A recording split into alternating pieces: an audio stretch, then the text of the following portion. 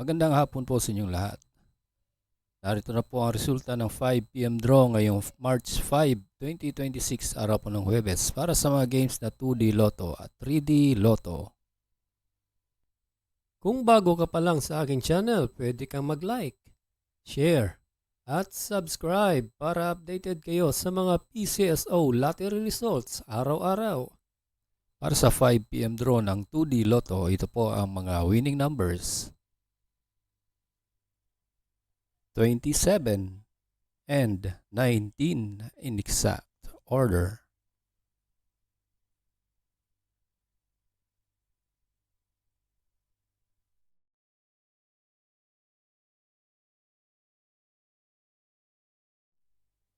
Para sa 5 PM draw ng 3D Lotto, ito po ang mga winning numbers: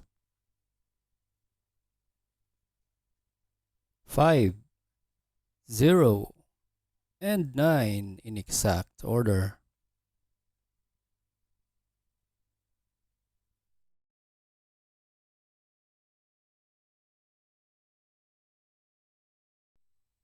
Congratulations po sa lahat na nanalo at kita-kits mo tayo mamayang 9 PM draw. Thank you for watching. God bless us all.